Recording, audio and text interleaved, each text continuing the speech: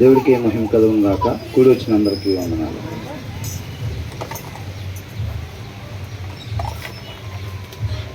మన శుక్రవారం ఏం నేర్చుకున్నాం? మనం వాక్యాన్ని బాగా చదవాలి. చదవకపోతే ఏమైద్ది?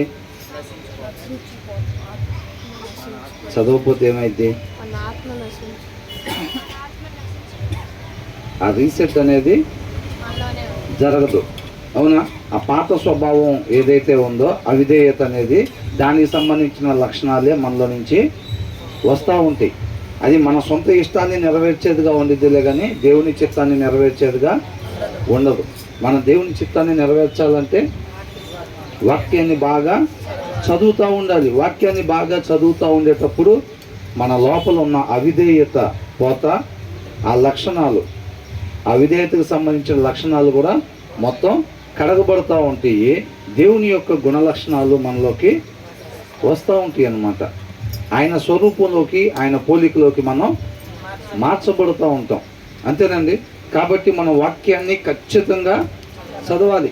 దేవుడి కృపను బట్టి దేవుడు అనేక సందర్భాల్లో మనతో ప్రార్థన ద్వారా, స్తుతి చెల్లించడం ద్వారా ఎలా చేయాలి, స్తుతులు ఎలా చెల్లించాలి, ప్రార్థన ఎలాగా చేయాలి, ఈ మొత్తం నేర్పిస్తూ ఉన్నాడు. ఇప్పుడైతే 119వ కీర్తనలో నుంచి మనం ఏం నేర్చుకుంటున్నాం? వాక్యం యొక్క ప్రాధాన్యత మన జీవితంలో. అర్థమవుతుందండి? వాక్యం యొక్క ప్రాధాన్యత ఏమిటి, మనం ఎలా ఉండాలి? ఈ కీర్తనాకారుడు ఏ రీతిగా ఉంటున్నాడో దాన్ని తీసుకొచ్చి మన ముందు ఉంచారు అని అంటే మనం కూడా ఆ రీతిగా ఉండాలి. వాక్యాన్ని కోరుకోవాలి. ఎడారిలో నీటి కొరకు ఏ విధంగా దప్పికొని ఉంటారో ఆ రీతిగా మన జీవితకాలం మొత్తం కూడా మనల్ని నిత్య జీవానికి నడిపించే ఆయన ఒక మాట కొరకు దప్పికొన్న వారిలాగా మనం ఉండాలన్నమాట. ఎడారిలో నీటి కొరకు ఎలాగైతే దప్పికొని ఆశపడుతూ ఉంటారో నీటి కొరకు, మనం కూడా ఆయన మాట కొరకు అలాగా ఆశపడుతూ ఉండాలన్నమాట. నీటి వాగుల కొరకు దుప్పి ఆశపడినట్లుగా ఎంత చక్కగా రాసిపెట్టారో చూడండి మనకి ఇవన్నీ. అవునా? మనం కూడా అలాగా ఆశపడుతూ ఉండాలన్నమాట. అంతేగాని బైబిల్ ఇప్పుడేం చదువుతాం, అంత బోరింగ్. ఏంటంట బోరింగ్ ఈ వాక్యం మనం ఎక్కడ చదువుతాం? ఒక అరగంట సేపు కూర్చొని చదవాలంటే మన వల్ల అయ్యే పని కాదు.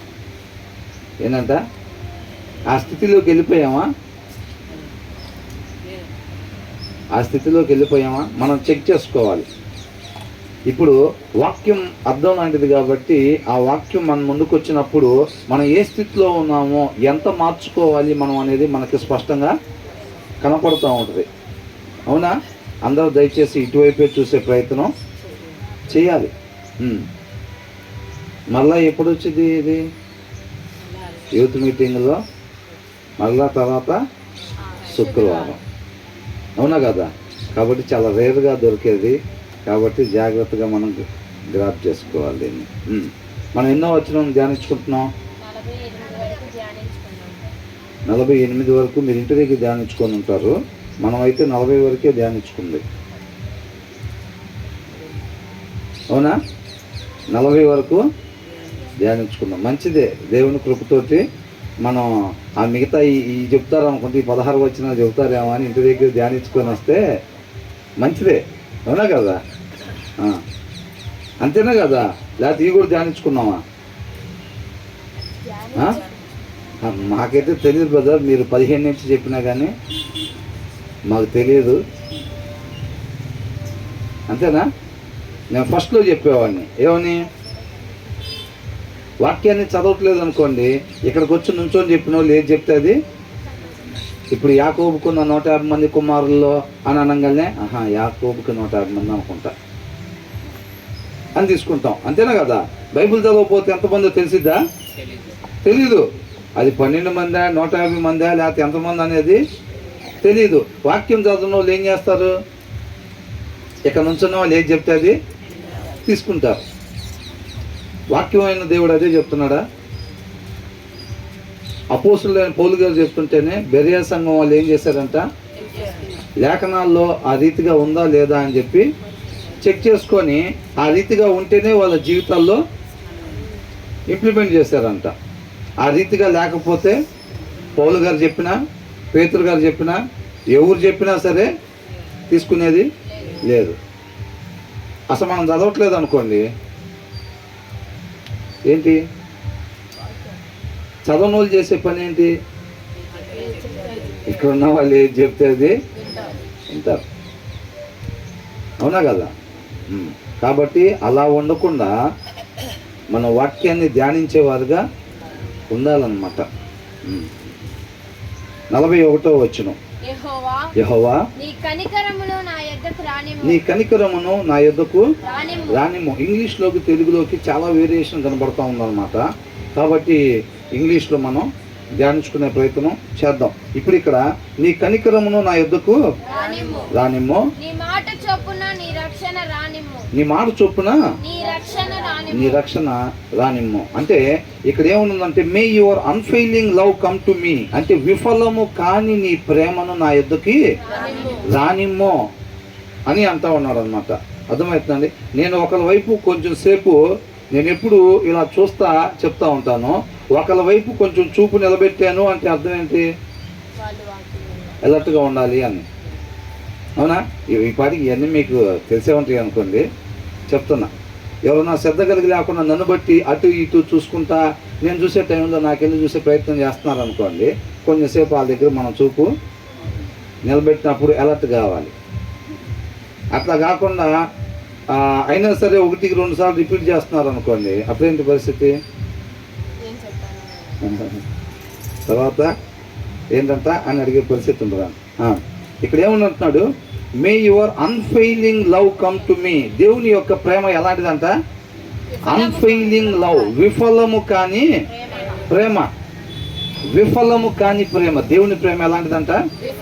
విఫలము కాని నీ ప్రేమను నా దగ్గరికి రానిమ్ము అని అంటున్నాడు. అంటే ఏం కోరుకుంటున్నాడు కీర్తనకారుడు? ఉద్యోగమా? మరి ఆరోగ్యమా? మరేం కోరుకుంటున్నాడు? దేవుని ప్రేమను కోరుకుంటా ఉన్నాడు. మనం మోకాలు వేసినప్పుడు ఏం కోరుకుంటున్నాం? మనం మోకాలు వేసినప్పుడు మనం ఏం కోరుకుంటున్నాం? అదే కోరుకుంటున్నావా? మన మోకాలు వేసినప్పుడు కూడా ప్రభువా నీ యొక్క విఫలం కాని నీ ప్రేమను నా యొద్దకు రానిమ్ము ప్రభువా, అదే కోరుకుంటున్నావా? మన ప్రార్థనలకి దీనికి వ్యత్యాసం కనబడుతుందా ఏమన్నా? ఈయన మోకాలు వేసిన దగ్గర నుంచి ఏం కోరుకుంటున్నాడు ఈయన అసలు? ఈయన మనం కోరుకునే జనరల్గా మన ప్రార్థన లిస్టులో ఉంటాయి చూసారండి, ఆ లిస్టులోకి సంబంధించి ఒకటని ఈయన దగ్గర కనబడుతుందా? కనపడట్లేదు. ఇది మన దగ్గర పెట్టారు అని అంటే, మన ముందు తీసుకొచ్చి పెట్టారంటే ఈ లిస్ట్ ఉండాలా మన లిస్ట్ ఉండాలా? ఈ లిస్టు ఒరిజినల్ అంటున్నారు, ఉండాల్సిన లిస్ట్ ఇది అంటున్నారు. అర్థమవుతుందండి? కొంతకాలం నిన్ను ఉంచేది డబ్బు, కొంతకాలం ఉంచే ఆరోగ్యం, లేకపోతే కొంతకాలం ఈ ఉండే పేరు హోదా ఇలాంటియా, పలుకుబడా, లేకపోతే ఇలాంటివి కాదంట. ఆయన దగ్గరికి వచ్చినప్పుడు శాశ్వతమైన దాన్ని పొందుకునేవారుగా ఉండాలి అని అంటున్నాడు అన్నమాట. కీర్తనకారుడు ఏం చేస్తున్నాడు? శాశ్వతంగా నిలిచి ఉండేదాన్ని అడుగుతున్నాడు. అర్థమవుతుందండి? దేన్ని పోగొట్టుకున్నాడో, దేవుడు ఇచ్చిన దాన్ని పోగొట్టుకొని ఆజ్ఞ అతిక్రమణ చేసి ఏం చేశాడు? ఆ బావిలో పడ్డాడు. దాంట్లో నుంచి తిరిగి బయటికి తీసుకొచ్చే వాళ్ళు ఎవ్వరు కూడా లేరు. ఎవ్వరు కూడా లేరు అన్నమాట. ఏ సహోదరుడు కూడా ఈ భూమి మీద ఇంకొక సహోదరుని పాపంలో నుంచి విమోచింపలేడు. అర్థమవుతుందండి? అలాంటిది దేవుడు దయచేస్తానని వాగ్దానాన్ని ఇచ్చాడు అనమాట. కాబట్టి అలాంటి దానికోసం అడగాలి. ఎప్పుడైనా ఆ వాగ్దానం గుండానే దేవుడు మాట్లాడుతూ ఉంటాడు మనతో. వాగ్దానాన్ని తీసి పక్కన పెట్టి మనతో మాట్లాడేది ఏముండదు. అవునా? కాబట్టి ఇక్కడ ఏమన్నాడు? మే యువర్ అన్ఫెయిలింగ్ లవ్, విఫలం కానీ నీ ప్రేమ నా యొద్దకు రానిమ్ము, your salvation according to your promise అని అంటున్నాడు. అర్థమైందండి? ఇక్కడేమని ఇచ్చాడు? నీ మాట చొప్పున అని అంటున్నాడు. తర్వాత నీ వాక్యం చొప్పున అని అంటున్నాడు. మనం జనరల్గా నీ వాక్యం చొప్పున అని అంటే ఇక్కడ మాట్లాడే దాన్ని బట్టి అని అనుకుంటాం. అవునా? ఆయన ఇచ్చిన ఏంటంట? ప్రామిస్ ఏమంటారు తెలుగులో? వాగ్దానం. నువ్వు ఇచ్చిన వాగ్దానం చొప్పున. వాగ్దానం ఏమి ఇచ్చాడు దేవుడు? నిత్య జీవాన్ని ఇస్తానని చెప్పి అబ్రహాం పిలిచినప్పుడు ఏం చెప్పాడు? అబ్రహాం దేవునికి పిలిచాడు అనుకున్నాం, పోగొట్టుకున్న స్థితిని, సమస్త మానవాళిని ఆయన ప్రేమించి అబ్రహాంని పిలుచుకున్నాడు. అవునా? పిలుచుకొని మీరు దేంట్లో నుంచి ఇక మేము బయటపడలేము, ఎలా బయటపడాలి, ఈ పాపంలో పడున్న మేము బయటికి ఎలాగా విమోచింపబడేది ఎలాగా అని అనుకుంటున్నారు కదా. మీరు ఆ పోగొట్టుకున్న స్థితిని, తండ్రితో సమాధానంగా ఉండి యుగయుగాలు ఉండే స్థితిని, మరణానికి ముందు ఉన్న స్థితిని, ఆ స్థితిని నేను మరలా మీకు దయచేస్తానని చెప్పి ఆయన వాగ్దానం ఇస్తున్నాడు అన్నమాట. అవునండి, ఆ స్థితిని ఇస్తానంటున్నాడు. కాబట్టి ఇక్కడ ఏమంటున్నాడు, యువర్ సాల్వేషన్, రక్షణ. రక్షణ అంటే ఫస్ట్ ఆ బావిలో నుంచి బయటికి విమోచించటం అన్నమాట. అవునా, మన కోసమైన పరిశుద్ధమనే రక్తమనే వెల ఇచ్చి కొనుక్కొని మనకి ఆ పాపపు స్వభావం, వైరస్ పట్టిన ఆ యొక్క దాన్ని మొత్తాన్ని కూడా తీసివేసి మరలా పూర్వపు స్థితిలోకి మనల్ని నడిపిస్తాడు. అంటే ఆ బయటికి నువ్వు ఎవరినైతే ఒక ఆయన్ని కన్నావు కదా, దేవుడు ఏం చేశాడు, వాక్యం ద్వారా మనల్ని కన్నాడు. మనం ఒక ఆయన్ని కన్నాం ఫస్ట్. ఇప్పుడు పండు తినేటప్పుడు. అవునా, సృష్టికర్త చెప్పింది కాకుండా మేము చూసుకుంటాం, మా సంగతి మేము చూసుకుంటాం. అక్కడ మనం ఒక ఆయన కన్నాం అన్నమాట. ఆయన పరిశుద్ధమైన రక్తమనే వెల ఇచ్చి మనల్ని కొనుక్కున్న తర్వాత ఏమంటున్నాడు దేవుడు, మీరు దీంట్లోంచి బయటపడాలంటే ఫస్ట్ మీరు ఒక ఆయన్ని కన్నారు కదా, ఆయన్ని చంపేసేయాలని అంటున్నాడు. నీళ్ళలో మునిగినప్పుడు జరిగేది ఏంటి, బాప్తిసం తీసుకున్నప్పుడు మనం మరణిస్తున్నామా, మళ్ళీ బాక్స్లో పెట్టి తీసుకెళ్తున్నారు. అప్పుడు మరి ఎవరు మరణించేది,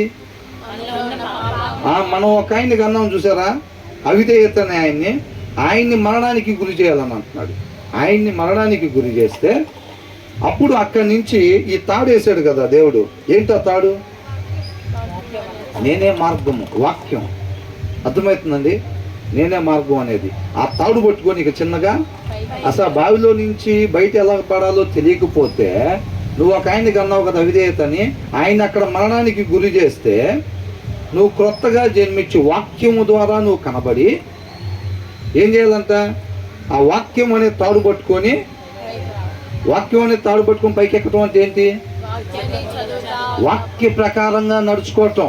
ఏంటంట, ఆ బావిలో నుంచి ఎలాగ బయటపడేది, వాక్య ప్రకారంగా నడుచుకోవటం అన్నమాట. మనం పూర్తిగా దేని మీద ఆధారపడి ఉంటాం. అప్పుడు మనం జనరల్గా ఒక్కొక్కసారి ఏం చేస్తామంటే ఆ బావిలో తాడేసి ఉంటుంది, మనం ఒక కాలేమో ఆ తాడు మీద పెడతాము, రెండో కాలు ఏం చేస్తాం, నేల మీద. అంటే ఆ స్వభావం మళ్ళీ నేను అనేది మన ఇష్టాన్ని నెరవేర్చుకోవటం. ఒకసారి మన ఇష్టాన్ని నెరవేర్చుకుని ఆ బావిలో పడ్డాం. మళ్ళీ ఏం చేస్తారు మన వాళ్ళు, కొద్దిసేపు ఏమో వాక్యానుసారంగా ఉండాలి, మన దేవుని చిత్తాన్ని నెరవేర్చాలంటాం. కొద్దిసేపు ఏమో కట్టాలి, మేడల మిద్దెలు కట్టి పిల్లలకి ఇవ్వాలి ఏమనుకుంటాం. కొద్దిసేపు ఏమో ఆయన చిత్తం, కొంతసేపు ఏమో మన చిత్తం.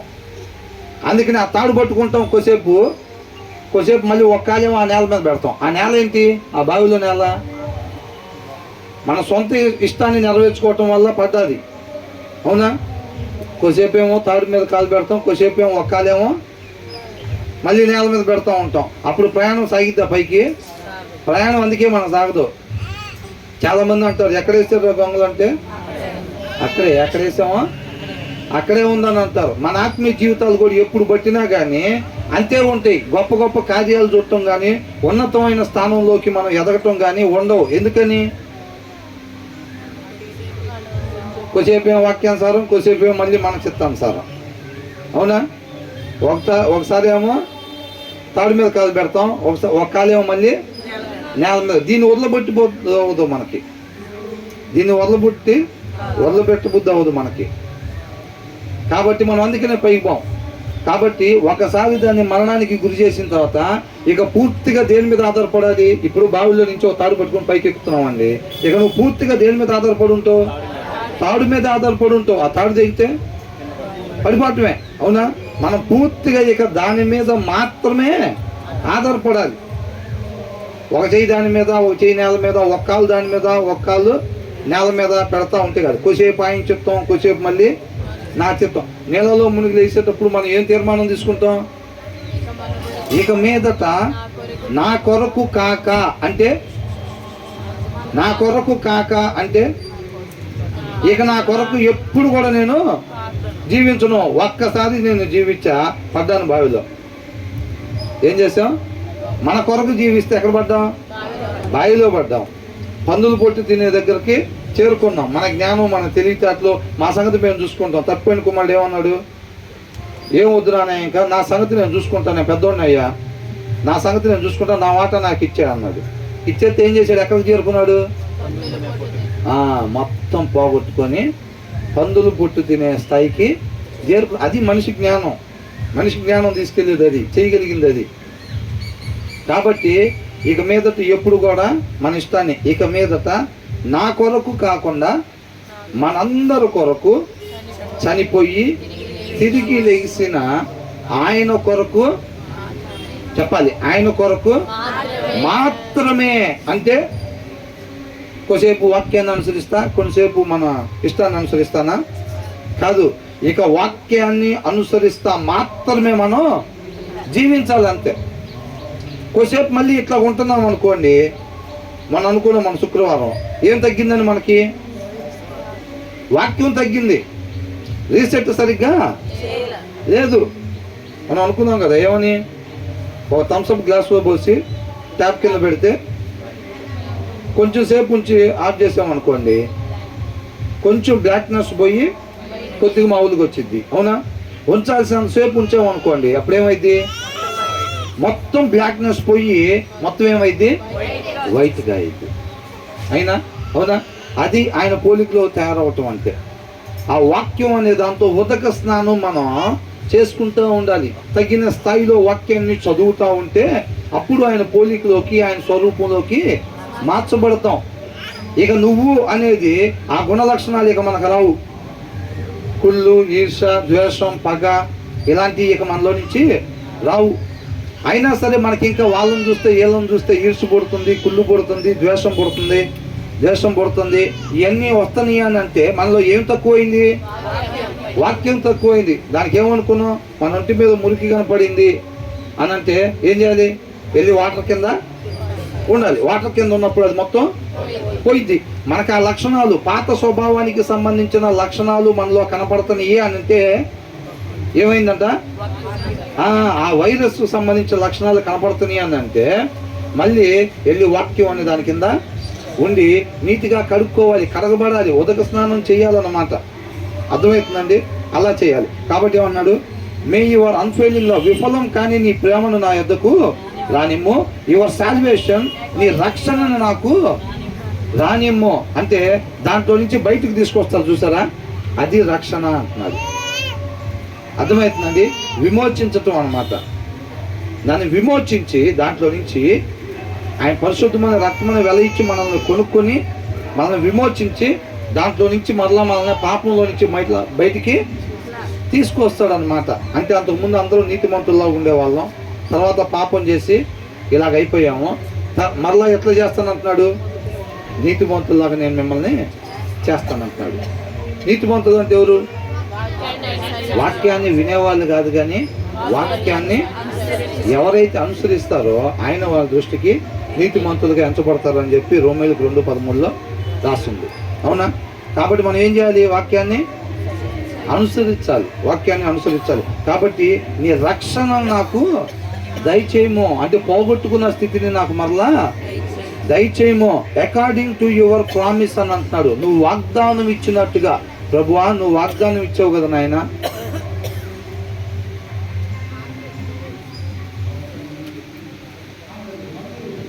నువ్వు వాగ్దానం ఇచ్చావు కదా ప్రభువా, నీ వాగ్దాన ప్రకారంగా ఆ రక్షణ నాకు దయచేయి ప్రభువా అని అంటారు. ఏంటంటే ఆ రక్షణ? దేవుడు వాగ్దానం ఇచ్చాడా? నిత్య జీవం రక్షణ అంటే ఏంటండి? రక్షణ అంటే అదేనా కదా? బావిలో పడి ఉన్నాం కదా పాపం చేసి, దాంట్లో నుంచి మరలా మనల్ని బయటకు తీసుకురావటం రక్షణ. రక్షించండి అని అడుగుతున్నాం బావిలో పడి. ఎవరి వల్ల కాదు, అందరు లోపలే ఉన్నారు. ఆయన ప్రేమమయుడు కాబట్టి ఆయన కృప చొప్పును మనల్ని రక్షించాడు. పాపం చేయటానికి అవిధేయత చూపెట్టాం, కానీ మన రక్షణ పొందుకోవటానికి ఏమైనా చూపెట్టామా? ఏమీ లేదు.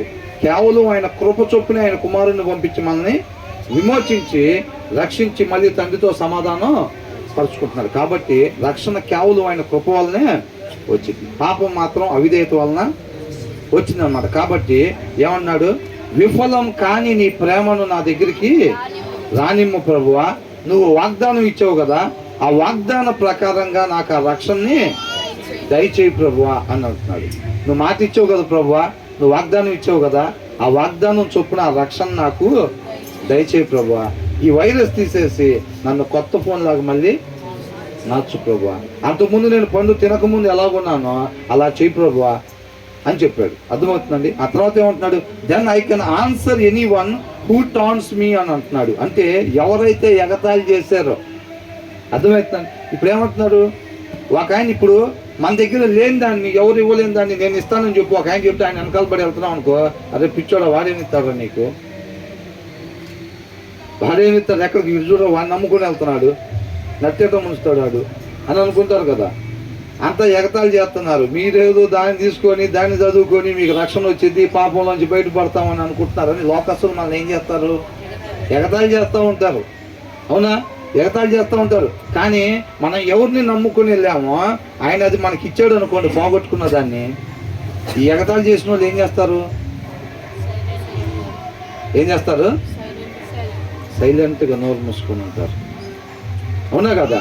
ఆయన్ని నమ్మి పైనుంచి తాడేసిన ఆయన, నేను మీ పోగొట్టుకున్న స్థితిని నేను ఇస్తాను నేను మీకు అన్నప్పుడు నమ్మి అబ్రహాంని దేవుడు పిలుచుకున్నప్పుడు అబ్రహాం ఊరు వదిలిపెట్టి వస్తుంటే మిగతా వాళ్ళందరూ ఏమనుకొని ఉంటారు, పిచ్చోడు అనుకుని ఉంటారు.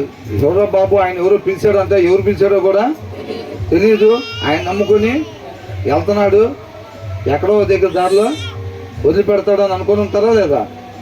అట్లాగా వీళ్ళు బావిలో పడ్డ వాళ్ళు కూడా నేను మీకు ఆ స్థితిని మరలా పూర్వపు స్థితిని దయచేస్తాను అని అంటే ఇదేం చేస్తున్నాడు, నమ్మి విశ్వసిస్తున్నారు అన్నమాట. అవునా. ఎలాంటి విశ్వాసం, క్రియలతో కూడిన విశ్వాసం, అబ్రహాం విశ్వాసం లాంటిది. అలా నమ్మి విశ్వసిస్తుంటే, అది నమ్మి వెనకాల వెళ్తున్నావు కదా, వెళ్ళు ఏమిస్తారా అని అనుకుంటున్నాడు. అర్థమవుతుందండి. నమ్మి ఇస్తున్నాడా లేదా. వాగ్దానం ఇచ్చిన దేవుడు నమ్మదగిన వాడు అన్నమాట. సందేహించకుండా మనం నమ్మటం మనకి చేత అయితే ఖచ్చితంగా యేసుక్రీస్తు వారు ఎలాగైతే పునరుద్ధానుడై తిరిగి లెగిశాడో మనం కూడా అలాగే పునరుద్ధానుడై తిరిగి లెగిస్తాం. అలా కాకుండా నమ్మేనని చెప్పి మన ఇష్టానుసారంగా మనం పోతుంటే ఆ నమ్మకం ఏమి నమ్మకం, దెయ్యాల నమ్మకం. అయ్యి యాకోబు రాసిన పత్రిక 2వ అధ్యాయంలో చూసాం కదా. ఏం నమ్మకం అంట, దేవుడు ఒక్కడే అని చెప్పి నమ్మటం మంచిదే, అలాగూ నమ్మటం మంచిదే అని అంటున్నాడు. దెయ్యాలు కూడా అట్లాగా నమ్మి వణుకుతున్నాయి అని అంటున్నాడు. క్రియలు ఉండవు వాటి కాడ, కానీ నమ్మకం ఉంటాయి. మేము కూడా దేవుడిని నమ్ముతున్నాం అని చెప్పి మన ఇష్టానుసారంగా ఏదైతే మేము ఇక నా ఇష్టం కొరకు కాకుండా మా ఇష్టం కొరకే మేము ఎప్పుడు జీవించం అని చెప్పి మళ్ళీ మన ఇష్టాల కొరకే జీవిస్తూ ఉంటాం చూసారండి, అది దెయ్యాల నమ్మకం అని అంటున్నాడు. అవునా. కాబట్టి ఎప్పుడైతే then I can answer anyone who taunts me, నన్ను ఎవరైతే ఎగతాళి చేస్తున్నారో వాళ్ళందరికీ నేను అప్పుడు సమాధానం చెప్తాను ప్రభువా అని అంటున్నాడు. అర్థమవుతుందండి. ఒరే నువ్వు బయటపడలేవు, ఆ మార్గాన్ని పెట్టుకున్నావు. ఆయన ఒక ఆయన చెప్పాడు, నేను మీకు పోగొట్టుకున్న స్థితిని ఇస్తానని చెప్పాడు.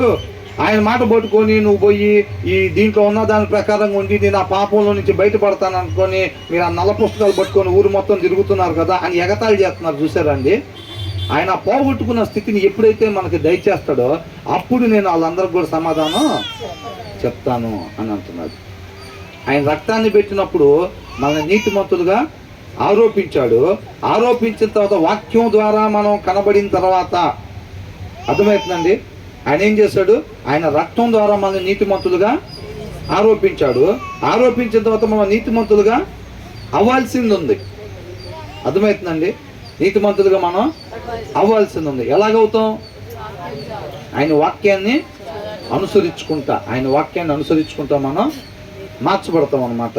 కాబట్టి అలా ఎవరైతే మార్చబడతా ఉంటామో ఆయన పోలికలోకి, ఆయన గుణలక్షణాలు ఎవరైతే పొందుకుంటా ఉంటామో అప్పుడు ఆ రక్షణ నాకు దయచేసినప్పుడు అప్పుడు నన్ను ఎగతాళి చేసిన వాళ్ళందరికీ కూడా నేను సమాధానం చెప్తాను అంటున్నాడు. For I trust in your word అని అంటున్నాడు. ఏంటంట, ఎందుకంటే నీ మాటను నమ్మకమైంది. నీ మాటను నేను, ఆయన మాట ఏంటంట, తాడు ఏం చేశాడు, తాడు ఆ బావిలో నుంచి బయటికి రావడానికి ఆ తాడుని ఏం చేసుకున్నాడంట, నమ్ముకున్నాడంట. ఆ తాడుని నమ్ముకున్నా, నేను దీని ద్వారా బయటపడతానని చెప్పి నమ్మాడు అనమాట. అర్థమవుతుందండి? ఆ తాడు ఏమనుకున్నాం, వాక్యం. అర్థమవుతుందండి? ఆ తాడే క్రీస్తు. ఏమంటున్నాడు, నేనే మార్గము అని అంటున్నాడు అనమాట. నేనే మార్గం అంటున్నాడు. ఆయన రక్తమనే వెల ఇచ్చి మళ్ళీ ఏం చేశాడు, విమోచించి నీతిమంతులకు ఆరోపించాడు. నువ్వు ఎవరైతే ఇక తీర్మానం తీసుకోవాలి, విమోచించిన తర్వాత ఇక మీద నా కొరకు కాకుండా, అంటే ఆ అవిధేయత అని నేను ఇక్కడ చంపేసేయాలి, నువ్వు కొత్తగా జన్మించాలి. అంటే నేను ఇప్పుడు తాడేశాను కదా, దాని మీద నువ్వు పూర్తిగా నమ్మి విశ్వసించాలని అంటున్నాడు. నువ్వు పూర్తిగా, నువ్వు అవిధేయత, నువ్వు తాడు పట్టుకుంటావా, నువ్వు నన్ను నమ్ముతావా అంటే నేను నమ్మను. అక్కడ ఏం చేసావు, పండు తినొద్దంటే తిన్నావు. అలాంటి అవిధేయత ఉండకూడదు. దాన్ని మరణానికి గురి చేసేసాయి. దాన్ని మరణానికి గురి చేసి ఇప్పటి నుంచి ఎలా ఉండాలి, చెప్పిన మాట వినాలి. అప్పుడు ఏం చేసావు, చెప్పిన మాట విన్నారా, చెప్పిన మాట వినలా. ఇక మీద నీకు అట్లా కాదు, నువ్వు ఏది చెబితే నేను దాని ప్రకారంగా నడుచుకుంటాను అనేది కావాలి. అది కొత్తగా జన్మించటం అంటే వాక్యానికి విధేయతని చూపించటం. కాబట్టి అప్పుడు అంటున్నాడు అనమాట, I trust in your word. నీ వాక్యాన్ని నేను నమ్ముకున్నాను, ఇక వాక్య ప్రకారంగానే నేను జీవిస్తా, ఆ బావిలో నుంచి బయటికి పడతాను, అంతకు ముందున్న స్థితిలోకి నేను వెళ్తాను అని అంటున్నాడు అనమాట. అర్థమవుతుందండి? దానికోసం వాక్యాన్ని అనుసరించాలి. ఈ ప్రక్రియలో దేవుడు వాక్యాన్ని అనుసరించండి, ఆయన మాటల్ని తయారు చేసి నా మాట ప్రకారం ఉండండి, నా మాట ప్రకారం ఉండండి అంటున్నాడు కదా. ఎందుకని అంటున్నాడు? ఎవరికి లాభం? ఆయన బావిలో ఉన్నాడా? ఆయన ఎక్కడున్నాడు? ఆయన బయట ఉన్నాడు. అవునా? ఎవరు బావిలో ఉంది? ఎవరు ఇబ్బందులు పడుతుంది? ఎవరు నష్టపోయే పరిస్థితిలో ఉంది? రేపు తీర్పు వచ్చింది, మనంతా బావిలోనే ఉన్నాం అనుకోండి, ఆయన రాలేదు, మన కోసం ప్రాణం పెట్టలేదు, రేపు తీర్పు వచ్చింది, మనంతా బావిలోనే ఉన్నాం. కానీ ఎవరు నశించిపోయేది, ఎవరు నరకానికి వెళ్ళేది? మనమే. ఆయన మాటలు పంపించి మన దగ్గరికి నా మాట ప్రకారం ఉండండి, నా మాట ప్రకారం ఉండండి అంటాడు ఆయన. ఆయన కోసం ఉండడం అనేది ఎవరి కోసం? మన కోసం. ఆయన మనల్ని ప్రేమించి, ఆయనలాగా మనల్ని ప్రేమించే వాళ్ళు ఎవరు కూడా లేరు. ఆయన మనల్ని ప్రేమించి, ఎవరన్నా తప్పుదారులు వెళ్ళిపోతుంటే వాళ్ళ పిల్లలు ఇష్టపడతారా? తల్లిదండ్రులు ఎవరు కూడా ఇష్టపడరు. ఆయన చేతులతో మనం నిర్మించుకున్నవాడు, మనం అలా నశించిపోవటం ఆయనకి ఇష్టం లేదు. కాబట్టి దానికోసం తన ప్రాణాన్నైనా పెట్టడానికి ఇష్టపడ్డాడు అన్నమాట. అవునా? కాబట్టి మనం ఏం చేయాలంటే ఆయన మాటని నమ్ముకోవాలి. నిత్య జీవానికి వెళ్ళాలంటే ఏంటి మార్గం? నిత్య జీవానికి వెళ్ళాలంటే మార్గం ఏంటి? దేవుని వాక్యం. ఆ వాక్య ప్రకారం ఉండాలి. ఇది దేవుని మాట. అర్థమవుతుందండి? నిత్య జీవానికి చేర్చేది మనల్ని ఇదే. దీంట్లో ఆయన ఏది చేయమంటున్నాడో, ఎలా మాట్లాడమంటున్నాడో, ఎలా పొరుగు వారితో ప్రవర్తించమంటున్నాడో నువ్వు అలా చేస్తూ ఉంటేనే నిత్య జీవానికి చేరుకుంటాం. అవునండి? అలా కాకుండా మళ్ళీ దాంట్లో అబద్ధాలు ఆడొద్దనంటే మనం మన ఇష్టాన్ని నెరవేర్చుకోవటం కోసం మళ్ళీ అబద్ధాలు ఆడుకుంటున్నాం అనుకోండి, మళ్ళీ ఏం చేస్తున్నాం? ఇక మీదట కూడా నా కొరకే నేను జీవిస్తాను అని ఒక తీర్మానం తీసుకో. అర్థమవుతుందండి? అది ఎక్కడికి నడిపించింది? మరలా పాపంలోకి నడిపించింది. మరలా మరణం దగ్గరికే. మన ఇష్ట ప్రకారంగా మనం నడుచుకుంటే అది ఎక్కడికి నడుచుకున్నాం? శుభ్రంగా పాపంలోకి నడుచుకున్నాము, దాని ద్వారా మరణాన్ని తెచ్చుకున్నాం. మరలా మన ఇష్ట ప్రకారంగానే నడుచుకుంటే అది ఎక్కడికి తీసుకెళ్ళింది? మన ఇష్ట ప్రకారంగానే దారి పాపం దగ్గరికి, మరణానికి, నరకానికి తీసుకెళ్ళింది. ఆయన ఇష్ట ప్రకారంగా మాత్రమే అనేది ఎక్కడ తీసుకెళ్ళింది? నిత్య జీవానికి తీసుకెళ్ళింది. ఏ మార్గం కోరుకుంటావు అని అంటున్నాడు. నేనైతే తాడేశాను అంటున్నాడు. నేనైతే తాడేశాను, ఏ ఆత్మ కూడా నశించిపోవటం ఇష్టం లేదని అంటున్నాడు. ఏ ఒక్కరు, కొంతమంది కోసం తాడేయలేదు ఆయన. బావిలో ఉన్న ప్రతి ఒక్కరిలో కూడా దీన్ని ఉపయోగించుకొని పైకి రావాలని చెప్పి ప్రతి ఒక్కరి కోసం తాడేశాడు. సిలువ మీద క్రీస్తు ఎవరి కోసం ప్రాణం పెట్టాడు? ప్రతి ఒక్కరి కోసం ప్రాణం పెట్టాడు. ప్రతి ఒక్కరి కోసం ప్రాణం పెట్టాడు. ఆ బావిలో ఉండే, ఆ పాపంలో ఉన్న అందరూ కూడా బయటికి రావాలని ప్రాణం పెట్టాడు. అవునా? ఆ తాడిని లోపలికి వేశాడు. ఎంతమంది అయితే ఉపయోగించుకుంటారో తీర్మానం తీసుకొని, ప్రభువా నేను దీంట్లోంచి బయటపడాలి, ఇక మీద నా కొరకు కాకుండా ఈ కొరకు మాత్రమే నేను జీవిస్తాను అని చెప్పి, ఆ దినంలాగా మళ్ళీ అవిధేయత చూపించి పండు తిన్నట్టుగా కాకుండా చెప్పి మళ్ళీ మన ఇష్టానుసారంగా మనం ఉంటే మళ్ళీ యాజ్ ఇట్ ఈజ్ అదే పని చేసినట్టు. అలా కాకుండా మనం నిజంగానే ఆ అవిధేయతని ఆయన్ని చంపేసేసి చక్కగా మనం ఈసారి ఏంటంటే ఆయన మాట ప్రకారంగా వినటం. అది దేవుని మాట. ఆ రోజు వాళ్ళు కూడా అది చేసింది. మీరు చావుకున్నటకు ఆ పండు తినకుండా ఉండాలని చెప్పాడు. అది ఎవరి మాట? దేవుడి మాట. అది దేవునిగా వాళ్ళు తెలుసుకోకపోవటం, అవునా? ఆ విలువని ఇవ్వకపోవటం వల్ల ఏం చేశారు? ఏముందలే అని అనుకున్నారు. మన ఇవాళ కూడా మన సొంత ఇష్టాన్ని నెరవేర్చుకోవటం అంటే మళ్ళా ఏముందలే, దాంట్లో అబద్ధాలు ఆడొద్దని చెప్పారు, నాకు తెలుసు. ఏముందలే ఏంటంట? ఎవరి మాట అది? ఆ సీరియల్ చూడొద్దని చెప్పి ఆయన చెప్పాడు. ఏముందలే. ఏముందలే అంటే మరలా అదే పని చేస్తున్నాము అని అర్థం. మరలా అదే పని 4 అడుగులు పైకి వస్తామా, ఇంకో 4 అడుగులు లోపలికి పోతామా? ఇంకొక 4 అడుగులు లోపలికి వెళ్ళిపోతాం అంతే. అందుకోసం దేవుడు మాట అంటే గజ దెయ్యాలు వణుకుతున్నాయి అంట. మనం ఎట్లుండాలండి? దేవుడు ఒకడే అని నమ్మటం మంచిదే, అలాగే దెయ్యాలు కూడా నమ్మి వణుకుతున్నాయి అని అంటున్నాడు. దెయ్యాలు కూడా నమ్మి వణుకుతున్నాయి అంట. మనం ఎట్లా ఉండాలి? ఇంకా దేవుడు మాట అంటే అబద్ధాలు ఆడొద్దని దాంట్లో ఉందంటే మనం అబద్ధాలు ఆడుతున్నామంటే ఏందంట? ఎలా తీసుకున్నామో దేవుడి మాటనే. ఆ రోజు అవ్వ తీసుకున్నట్టే తీసుకుంటున్నాం, ఆ రోజు ఆదాం తీసుకున్నట్టే తీసుకుంటున్నాం. ఈ అబద్ధం ఆడి ఎక్కడికి వెళ్దాం అనుకుంటున్నావు అంటే ఏం చెబుతాం? నిత్య జీవానికి. ఏదంట? ఇప్పుడు వచ్చి ఇల్లు ఉన్నాయమ్మా మీకు అంటే, లేదండి ఆల్రెడీ 3 ఉంటాయి ఇదే కాలనీలో. గవర్నమెంట్ వాళ్ళు ఇల్లు లేని వాళ్ళకి ఇల్లు రాస్తున్నారు అని అంటే, ఇల్లు ఉన్నాయా అంటే ఏం చెబుతారు? మాకు అసలు ఇల్లు లేదండి అని చెబుతారు. ఊరు మొత్తం అబద్ధాలు ఆడి వాళ్ళ ఇష్టం కొరకు, వాళ్ళ చిత్తాన్ని నెరవేర్చుకోవటానికి వాళ్ళు ఆశపడుతున్నారు. టీవీ సీరియల్ చూడాలని వాళ్ళు ఆశపడుతున్నారు, మొత్తం దాచుకోవాలని చెప్పి ఎవరికి పెట్టకుండా, అవునా?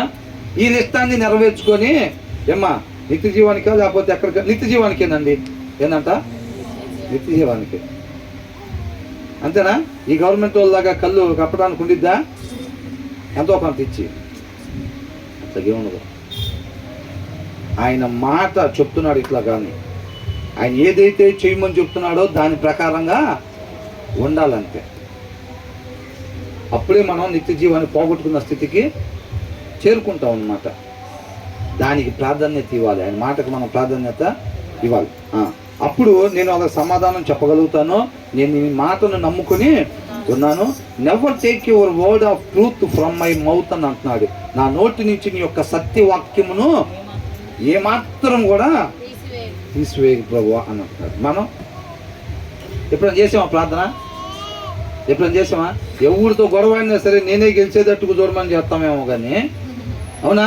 రోడ్ల మీద తగాదా ఆడుకున్నా, ఎక్కడ తగాదా ఆడినా నేనే గెలిచేటట్టు చూడు ప్రభువా, నీకు దశంభాగం ఇస్తా. ఏమిస్తాను దానికి? దశంభాగం ఇస్తా, లేకపోతే కేజీ బియ్యం ఇస్తా పాస్టర్ గారికి, లేకపోతే స్నాక్స్ తీసుకొస్తా. ఇద్దరిని కొట్టారు ప్రభువా, ఈ శుక్రవారం స్నాక్స్ నేను స్పాన్సర్ చేస్తా బ్రదర్. ఏందంట? చెప్పిన మాట వినకుండా సౌలు బలి అర్పించన పోతే ఏమని చెప్పాడు? సమూయేలు వచ్చి దేవుడి మాటగా, నువ్వు ఇచ్చే బలివుడికి కావాలి, ఆయన చెప్పిన మాట వినటం కావాలి. అది నిన్ను రక్షించేది, నిత్య జీవానికి నడిపించేది. ఆయన మాట ప్రకారంగా నువ్వు వెళ్ళటం నిన్ను నిత్య జీవానికి నడిపించింది.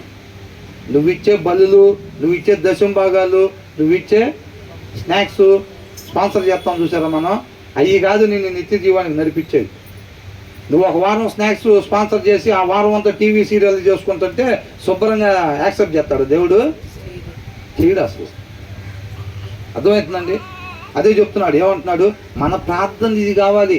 Never take your word of truth అంటే నీ సత్యవాక్యమును నా నోటి నుంచి ఏమాత్రం అని అంటున్నాడు. ఏమాత్రం అంటే ఓ 15% తీసేవలే కానీ ప్రభు 85% అయితే ఉంచనా? మరి ఏమాత్రం అంటే 100% నీ సత్యాన్ని మాత్రమే నేను మాట్లాడాలి ప్రభు అంటున్నాడు. ఆ భయం మనకుందా? అవసరాలను బట్టి మనం వాళ్ళు మంచుకుంటే మంచే, ఎవరన్నా తేడా చేస్తే అంతకన్నా తేడానే. అంతకన్నా తేడా అయితే ఎవరికి నష్టం? ఆమె ప్రేమ చూపించలేదు, మనం కూడా చూపించకపోతే ఎవరికి నష్టం? రేపు ఆమెతో పాటు ఇద్దరు చేప ముక్కలు ఫ్రై చేయటం చూసారు ఎప్పుడన్నా? ఎక్కడ కాలలేదో అక్కడ అట్లా ఉంటుంది. ఇద్దరు ఒకటేసారి ఇప్పుడు గాలిలు వేసారు అనుకోండి, గాలిని ఏం చేస్తారు? దీన్ని ఇటు తిప్పుతారు, దీన్ని కూడా ఇటు తిప్పుతారు. నువ్వు ఎవరిని బట్టి ఆమెను బట్టే మనం తగ్గేదే లేదంటారు చూసారా? ఆమెను తిప్పుతారు, కొద్దిగా ఇటు తిప్పుతారు కాలలేదని సరిగ్గా, తర్వాత నిన్నే పట్టుకునేది, తర్వాత నిన్ను పట్టుకొని నిన్ను కూడా అట్లా ఉండిద్ది. సామాన్య విషయం కాదండి, మనం నవ్వుకున్నంత తేలిక కాదు దేవుడి మాట అంటే. దేవుడి మాట మన క్రియల ద్వారా, మన ప్రవర్తన ద్వారా, మన జీవిత విధానం ద్వారా గజగజ వణకాలి మనం. నీ విధేయతని నీ క్రియల్లో కనపరచాలి. దేవుడు ఎట్లా తీసుకుంటానంటున్నాడు పరిగణలోకి? అమాలేకీలు మొత్తాన్ని చంపేసే, అది నా మాట, ఒక్కళ్ళను కూడా విడిచిపెట్టొద్దని చెప్పినప్పుడు సౌలు దేవుని మాటకు విధేయత చూపించటం అని అంటే ఓకే ప్రభువా అని చెప్పేసి వెళ్ళి సగం మందిని మిగిల్చుకున్నాడు. అవునా? రాజుని మిగిల్చాడా? ఆ గొర్రెల్ని, ఎట్లు, మంచి మంచి ఆట అన్నిటిని మిగిల్చుకున్నాడు. చెప్పినప్పుడు ఏం చేశాడు? ఓకే ప్రభువా అన్నాడు. నీ ఓకే ప్రభా ఎవరికి కావాలని అంటున్నాడు దేవుడు. అది నిన్ను రక్షించలేదని అంటున్నాడు. మనం దేని ప్రకారంగా జీవించాలి? వాక్య ప్రకారంగా జీవించాలి. నీ నోటి మాట నేను పరిగణలోకి తీసుకోను అని అంటున్నాడు. నీ జీవితం వాక్యాన్ని అనుసరించుకుంటానే ఉన్నావా? నా మాట ప్రకారంగానే ఉన్నావా? అది నాకు కావాల్సి. నువ్వు విధేయత చూపించడం అంటే, దేవుడికి విధేయత చూపించడం అంటే ఎలాగంట? ఆయన మాట ప్రకారం నేను ఏదైతే చెప్పానో, అబద్ధాలు ఆడొద్దు అంటే నువ్వు ఎప్పుడైతే ఆడకుండా ఉంటావో అప్పుడు దేవుడికి నువ్వు విధేయతని చూపించినట్టు దేవుడు పరిగణలో తీసుకుంటాడు. నువ్వు ఓకే ప్రభు అన్నప్పుడు తీసుకుంటాడా? ఓకే ప్రభు అన్నప్పుడు దేవుడు తీసుకోడు. నువ్వు ఆడకుండా ఉంటావు చూసారా, అప్పుడు విధేయతని చూపించినట్టుగా తీసుకుంటాడు. ఆయన వద్దు అన్న పని ఎప్పుడైతే మనం చేయకుండా ఉంటామో అప్పుడు నువ్వు నేను విధేయతను చూపించినట్టుగా తీసుకుంటాడు. అంతేగాని ఓకే ప్రభువా చర్చికి వచ్చేటప్పుడు ఇట్లా ఒంగొని నడుచుకుంటారా అని ఏంటంటే విధేయత అని అంటే అయ్యేమి తీసుకోడు. ఆయన అయ్యేమి తీసుకోడు. నవ్వకుండా ఉండి ఇట్లా ఉండి అట్లా ఉండి చర్చికి వెళ్ళి వస్తున్నాను వాళ్ళు, అందుకని ఇట్లా ఉన్నా. ఏం నాకు అట్లా ఉన్నావా? మాడిపోయిన దోశ. అయ్యో శుక్రవారం కదా మర్చిపోయావా? ఏందంట? శుక్రవారం మా మొఖాలు ఇంతే. ఆదివారం కదా మర్చిపోయావా? మా మొఖాలు ఇంతే. కొద్దిసేపు మాట్లాడుకున్నారా వాళ్ళ గురించి వీళ్ళ గురించి అంటే ఇవాళ వద్దా? ఆదివారం కదా, వద్దు బ్రదర్ ఇవాళ ఆదివారం, అవి మాట్లాడుకోకూడదు. సోమవారం ఓకేనా? సోమవారం ఓకేనా? అది విధేయత అంటే. అవునండి, అట్లా అంటున్నాడు. కాబట్టి నీ సత్య వాక్యమును నా నోటి నుంచి ఏమాత్రం కూడా తీసివేయబాకు ప్రభువా. For I have put my hope in your laws అని అంటున్నాడు. ఏమంటున్నాడు? నీ వాక్యం మీద నేను ఆశని నిలిపి ఉన్నాను అంటున్నాడు, పెట్టుకొని ఉన్నాను అంటున్నాడు. అంటే ఆ తాడు మీద నేను నమ్మకం. ఇప్పుడు బావిలో ఉన్న వాడికి తాడేశారు కదా, ఇక ఏంటి నమ్మకం? ఆ తాడు మీద నేను దీన్నే నమ్ముకుని ఉన్నా, ఇదే నన్ను బయటేసింది అనుకుంటారా? లేదు ఎవరైనా, ఇంకేమి లేకపోతే అది అని అంటున్నాడు. నా నోట నుంచి నీ మాట, నీ సత్యవాక్యాన్ని ఎప్పుడు కూడా తీసివేయబాకు ప్రభువా, దాని మీదే నా ఆశ పెట్టుకొని ఉన్నాను అంటున్నాడు. ఆయన వాక్యం మీద ఆశ పెట్టుకున్నాడంట. ఇవాళ మన ఆశ ఏంటి? ఆయన మాటే, ఆ వాక్యమే మన ఆశ. మనం పోగొట్టుకున్న స్థితికి చేర్చేది ఏంటి? ఆయన వాక్యమే. ఆయన మాట ప్రకారంగా వెళ్తా ఉంటే అదే మనల్ని పోగొట్టుకున్న స్థితికి చేర్చేది. కాబట్టి మన ఆశ అదే. మన కోసం ప్రాణం పెట్టి తిరిగి లేచాడు చూసారా, మనకు ఆశ కలిగిందనమాట. ఆయన అంటున్నాడు, నేను మీరు పోగొట్టుకున్న స్థితిని నేను మీకు ఇస్తాను. ఆ బావిలో ఉన్నవాడికి ఏం చేయాలో తెలియక అందరూ అల్లాడిపోతుంటే నేను బయటికి తీసుకొస్తానని ఎవరైనా చెప్పారు అనుకోండి, ఎలా ఉంటుంది? అవునా? నిజం. అసలు ఎంత సంతోషంగా ఉండిద్ది. అసలు ఎవరు బయటికి తీసుకురాలే కొన్ని సంవత్సరాలు ఎట్లా ఉండిపోతున్నాం మేము. ఎప్పుడు తిన్నారు పండు? ఎన్ని సంవత్సరాలు అయింది ఇప్పటికి? అసలు ఎవరు మమ్మల్ని బయటికి తీసుకురాలేకపోతుంటే నేను మిమ్మల్ని బయటికి తీసుకొస్తాను నేను మిమ్మల్ని అని అన్నాడు అనుకోండి, అసలు ఎలా కనిపించింది? ఒక డాక్టర్ గారు వచ్చి కష్టం అండి అని అంటున్నారు, అందరు కష్టం అన్నాడు.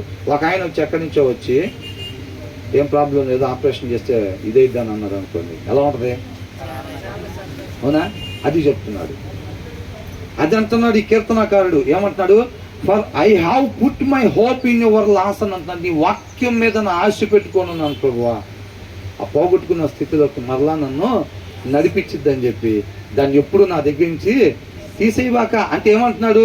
ఆ తాడు పైకి తీసేయబాకు ప్రభువా. ఆ తాడు మీద నా ఆశ పెట్టుకున్నా నేను, దాని ద్వారా అదే నన్ను పైకి తీసుకొచ్చిద్ది అని అంటున్నాడు. మన దగ్గర నుంచి వాక్యాన్ని తీసేయటం అంటే ఏంటి? ఆ తాడు తీసేయటమే. తాడు తీసేస్తే ఎక్కడ ఉంటాం మళ్ళీ మనం? బావిలోనే. అవునా? కాబట్టి ఆ వాక్యం అనేది మన దగ్గర ఉండాలి. ఇప్పుడు మనం బయట లేకుండా ఆ బావిలో ఉంటే ఏంది, ఉండకపోతే ఏంది? అర్థమైందా నేను చెప్పింది? ఇప్పుడు మనం బావి బయట ఉంటేనే తండ్రితో పాటు సమాధానం పడతాము, యుగాలు తండ్రితో పాటు ఉంటాం. లేకపోతే రేపు అక్కడే ఉంటే తీర్పుకి గురవుతాము, నిత్య నరకాగ్నికి వెళ్ళిపోతాం. అవును కదా? బావిలో బతుకుంటే ఏంది, చచ్చిపోతే ఏందండి ఇంకా. అవునా? అట్లా అనమాట. కాబట్టి ఆ తాడు ఎప్పుడు కూడా నా దగ్గర నుంచి తీసివేయబాకు ప్రభువా. ఆయన అంటున్నాడు, నాయన నా కాడి 1,00,000 అయిపోయేటట్టు చేయబాకు ప్రభువా అంటున్నాడా? ఈ అన్నం పోయేటట్టు చేయబాకు ప్రభువా. వాళ్ళకి వీళ్ళకి ఏంటంట, శరీరం ముడతలు వచ్చినట్టుగా నాకు వచ్చేటట్టుగా చేయబాకు ప్రభువా అంటున్నాడా? ఎమ్మెల్యేలు కొంతమంది ఏమనుకుంటారు, 5 సంవత్సరాలు అయిపోతుంటే పదవి పోతుందని బాధపడతా ఉంటారు వాళ్ళు. అవునా కదా?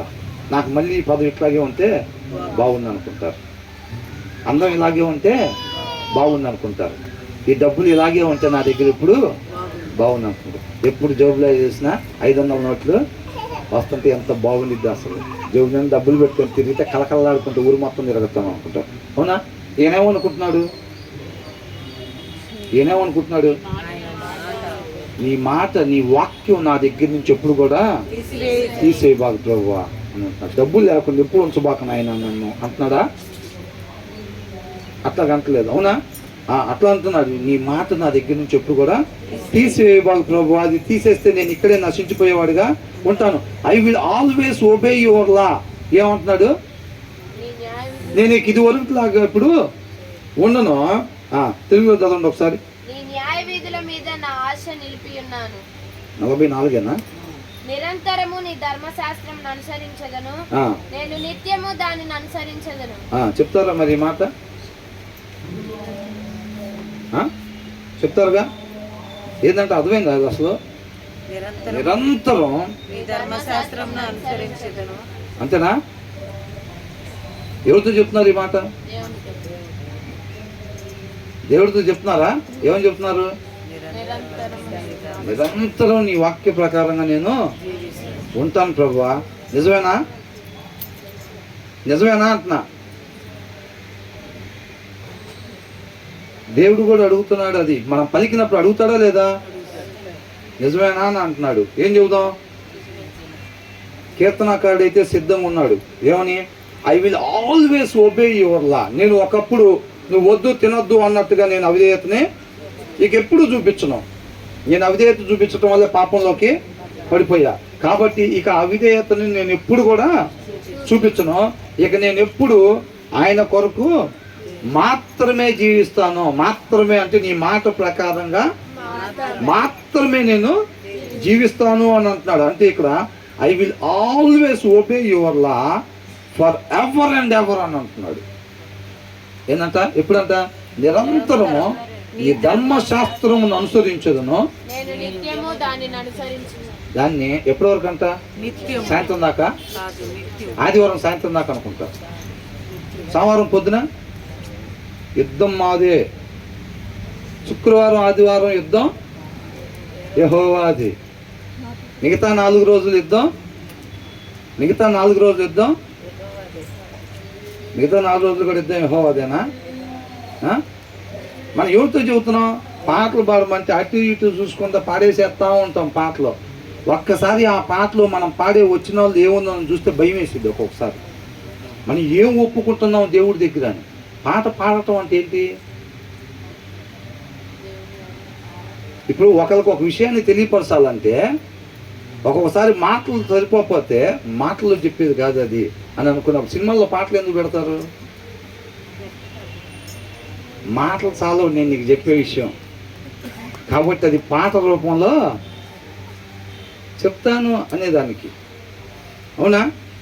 మనం పాటలు పాడేది ఏంటి? పాటలు పాడేది ఏంటి? ఆయనతో మాట్లాడటం కదా, ఆయన దగ్గర ఒప్పుకోవటం కదా. ఏం ఒప్పుకున్నామో కూడా మన పాట స్టార్ట్ చేసిన దగ్గర నుంచి ఎండింగ్ దాకా తెలియదు అసలు.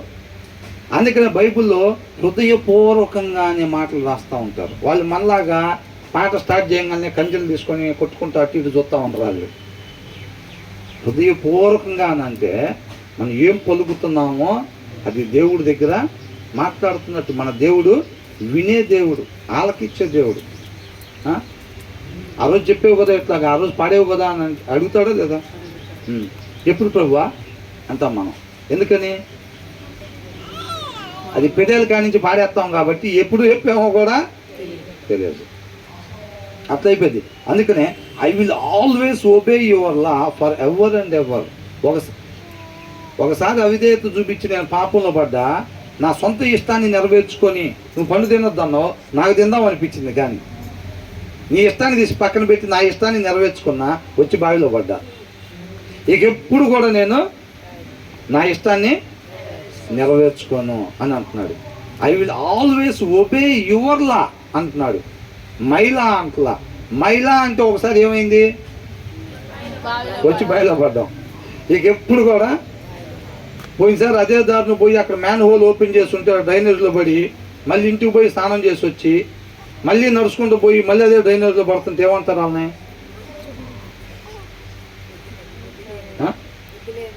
వాడిని తీసుకెళ్ళి ఎర్రగడ్డలో చూపెట్టంటారా అంటారా లేదా? అంటారా లేదా? మనం చేసే మళ్ళీ మన సొంత ఇష్టాన్ని నెరవేర్చుకొని, ఆయన అబద్ధం ఆడద్దని చెప్పాడు దాంట్లో, కరెక్టే. అయినా సరే మేము నాకు ఆడాలనిపిస్తుంది. ఆయన సీరియల్ చూడొద్దని చెప్పాడు, కరెక్టే. అయినా సరే నాకు చూడాలనిపిస్తుంది. ఆయన ఇవ్వమని చెప్పాడు అవసరతలో ఉన్న వాళ్ళకి, అయినా నాకు దాచుకుందాం అనిపిస్తుంది. అంటే మళ్ళీ మనకు అనిపించి మళ్ళీ చేస్తున్నాం అని అంటే ఏంది అర్థం? ఒకసారి మన ఇష్టాన్ని నెరవేర్చుకొని పడ్డాం డ్రైనేజ్లో. అవునా? ఆయన నీట్గా కృపామయుడు కాబట్టి వెల చెల్లించి మళ్ళీ మన వాక్యంతో గడుగుతున్నాం అంటున్నాడు. మళ్ళీ ఏం చేస్తాం అంటున్నాం? మళ్ళీ మనం అబద్ధాలు ఆడుకుంటా మళ్ళీ మన సొంత ఇష్టాన్ని నెరవేర్చుకుంటున్నట్టయితే మళ్ళీ ఎక్కడికి పడుతున్నట్టు? కీర్తనాకారుడు అంటున్నాడు, నేను ఇంక చేయను అట్లాగా అంటున్నాడు. ఒకసారి చేసి దాంట్లో పడ్డాం, ఇక నీ కృపను బట్టి నన్ను రక్షిస్తున్నావు అంటున్నాడు. రక్షణ ఎలా వచ్చిందంట? ఆయన కృపను బట్టి వచ్చింది. ఏ ఒక్కరి శక్తి సామర్థ్యాలను బట్టి రక్షణ వచ్చేది కాదు. మన శక్తి సామర్థ్యాలతో ఏం చేయగలుగుతాం అంటే పాపంలో పడగలుగుతాం అంతే, దాంట్లోంచి బయటికి రాలేం. ఆయన కృప వల్లనే తీసుకొచ్చేది. కాబట్టి ఇక మీదట ఆ తప్పు నేను ఎప్పుడు చెయ్యను. నేను ఎప్పుడు నీ మాట ప్రకారంగా నిరంతరం ఫర్ ఎవర్ అండ్ ఎవర్ అంటున్నాడు. ఇక ఎప్పటికీ కూడా నేను నీ మాట ప్రకారంగా మాత్రమే ఉంటాను అని అంటున్నాడు. అది అంటుంది. మరి చెబుతారా ఆ మాట అంటున్నా? అందరూ ఒప్పుకుంటారా? దేవుడు వింటున్నాడు. ప్రభువా నీతో ఒక మాట చెబుదాం అనుకుంటున్నాం మేము అని అంటున్నాం ఇప్పుడు మనం. అవునా? చెప్పండి, నిజమేనా? కరెక్ట్గా లేదేనా? చేసే ఉద్దేశంతోనే చెబుతున్నారా? నేను దాన్ని పరిగణలో తీసుకొని రేపు మీరు ఇక్కడికి వచ్చినప్పుడు అడుగుతా, దాన్ని బట్టి తీర్పు తీరుస్తాను అంటున్నాడు దేవుడు. అంటున్నాడు అట్లాగా అంటున్నాడు. మరి చెబుదామా ఇప్పుడు ఆ మాట? ఇప్పుడు ఆ మాట చెబుదామా? అంత సీరియస్ కంటే ఉండదండి. మేము ఏదని ఇక్కడ చెబుతాం, దీని లోపల చెబుతాం, బయటికి వెళ్ళిన తర్వాత అట్లా ఉంటే ప్రయోజనం లేదంటున్నాడు. అట్లా ఉంటే ప్రయోజనం లేదంటున్నాడు. దేవుడి దగ్గర ఒక మాట మాట్లాడేమనంటే దానికోసం అట్లా ఉండాలంతే. అర్థమైందండి? డిసెంబర్ 31వ తారీఖు తీసుకొని తీర్మానం జనవరి 2వ తారీఖు వదిలిపెట్టి మన ఇష్టానుసారంగా ఉండే తీర్మానాలు కాదు. అవునా? ఆ దినాల్లో దేవుడు ప్రేరేపించినప్పుడు మిషనరీలు పోయి ఎక్కడైతే సువార్త లేని ప్రాంతాల్లో సువార్త చెప్పాలన్నప్పుడు వాళ్ళు తీసుకున్నారు ఒక తీర్మానం. దానికోసం అవసరమైతే ప్రాణాలు వదిలిపెట్టారు. తీర్మానాలు అట్లా ఉండాలి. కంఫర్ట్ జోన్లోనే కాదు ఇప్పుడు ఉండాల్సింది. అర్థమవుతుందా? ఆ తర్వాత ఏమంటున్నాడు? I will always obey your law for ever and ever. ఎప్పటికీ నీ మాట ప్రకారంగానే నేను ఉంటా ప్రభువా. I will walk about in freedom for I have sought out your perception అంటున్నాడు. అంటే ఎక్కడ నడుస్తాను అంటున్నాడు ఈయన? 45 తెలుగులో చదవండి ఒకసారి. మీరు ఇంగ్లీష్లో చదివినప్పుడు కామ్ అయిపోతున్నారు. నేను నీ ఉపదేశములను వెదకువాడను, నిర్బంధము లేక నడుచుకొందును. నిర్బంధము అంటే బంధింపబడి ఉండకుండా నేను నడుచుకుంటాను అంటున్నాడు. మనం పాపం చేసినప్పుడు ఏమయ్యాం? దాసులుగా అయిపోయి బంధింపబడిపోయాం అన్నమాట. బంధింపబడి లేకుండా నేను నడుస్తాను అని అంటున్నాడు. ఎవరు బంధింపబడకుండా ఉండేది? వాక్య సారాంశం సత్యం. ఆ సత్యం మన స్వతంత్రులుగా చేసిద్దంట. ఆ బంధింపబడి లేకుండా స్వతంత్రులుగా ఉండేది ఎవరంట? ఆ వాక్య సారాంశాన్ని అనుసరిస్తున్నారు చూసారా వాళ్ళు. ఇందాక అనుకున్న రోమీయులకు 2:13లో ఏమని? వాక్యాన్ని వినేవాళ్ళు కాదు నీతిమంతులు, వాక్యాన్ని అనుసరించే వాళ్ళు దేవుడి దృష్టిలో నీతిమంతులు. వాక్యాన్ని అనుసరించే వాళ్ళు, వాక్య సారాంశం సత్యం, దాని ప్రకారంగా నడుచుకునేవాడు ఎక్కడున్నట్టు? స్వతంత్రుడుగా ఉన్నట్టు అనమాట. అర్థమైందండి? అంటే ఈయన ఇందాక ఒప్పుకున్నాడు చూసారా, నీ మాట ప్రకారంగా మాత్రమే నేను జీవిస్తానని ఒప్పుకున్నాడు చూసారా, అది అంటున్నాడు. ఆయన మాట ప్రకారంగా మాత్రమే ఎవరైతే జీవిస్తారో వాళ్ళు బంధింపబడిన వాళ్ళుగా ఉండరు. ఆయన మాట ఏంటి? ఆ తాడు. అవును కదా? ఆయన మాట ప్రకారంగా మాత్రమే ఆ తాడును పట్టుకొని వెళ్ళేవాడు ఇక బంధించబడి ఉంటాడు లోపల, ఇక బంధించబడి ఉండడు, స్వతంత్రుడిగా ఉంటాడు అనమాట. నేను అలాగా స్వతంత్రుడిగా ఉంటాను అని అంటున్నాడు. ప్రతి ఒక్కరు కూడా అలాగా స్వతంత్రులుగా ఉండాలి అనేది దేవుడు ఇష్టపడుతూ ఉన్నాడు అనమాట. అర్థమవుతుందండి? అలాగా మనం ఎలాగున్నాం? మనం ఎలాగున్నాం?